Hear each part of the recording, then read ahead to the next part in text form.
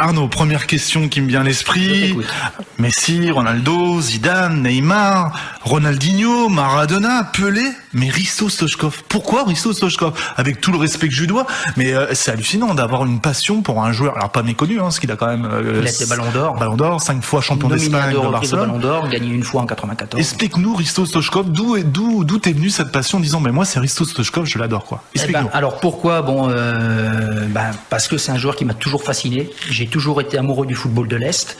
Et depuis cette fameuse aventure 94 que j'ai suivie, à l'époque j'avais 12 ans, j'étais en classe de 5e à Vierzon, un petit collège. Et je suivais les matchs avec ferveur. Bon, je les ai pas tous vus parce qu'il y avait les cours à côté, mais Stoichkov, moi, ce qui me fascine, c'est son caractère déjà. C'est ce qui a tenu la Bulgarie en haut de l'affiche. Ce qui a motivé les troupes de Dimitar Penev, bien sûr des joueurs comme Kostadinov.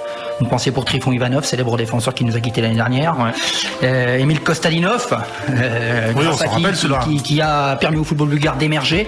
Et puis Stoichkov, c'est surtout un tireur de coup franc repère, un peu comme un Michel Platini, des joueurs comme on n'en voit plus, comme on n'en fait plus. Comme des Del Piero, des Totti, des Figo, par exemple, des créateurs. Stoichkov, c'était même bien avant. Et le football à l'époque, c'était pas le football business comme maintenant. Et les joueurs, quand on les regardait, ils nous faisaient rêver. Moi, quand on me demandait tout gamin pourquoi tu veux faire du football plus tard, parce que qui n'a pas rêvé d'être footballeur professionnel, moi je répondais pour ressembler à mes idoles, Stoichkov, Kostadinov. C'est sûr, pour un Français, c'est assez insolite. Ça paraît. Les gens ne comprennent pas, mais bon, c'est une passion. J'ai toujours aimé ce football. Je continue à supporter la Bulgarie. Mais Stoichkov, bien sûr, c'est une grande carrière riche avec la sélection bulgare. 83 sélections, 37 buts inscrits de 1987 à 1999. Participation en 2 Coupes du Monde. En 94, 4e. Ils finissent au port de la finale. Éliminé, je dirais pas par l'Italie, mais par Joël Quignou, qui a refusé un penalty grâce auquel ils auraient pu égaliser. Une main dans la surface italienne de Costa Curta qui vient couper la course d'Emile Kostadinov. Donc ça reste Risto, depuis tout ce temps, même ça lui reste encore en travers. À la fin du match, il a même craché sur l'arbitre, tellement lui en voulait. D'accord. Ouais, c'était vraiment... Moi, je suis avec mon père, à l'époque, amoureux du football de l'Est. Également, on est resté vraiment... mais c'était une belle et grande Coupe du Monde.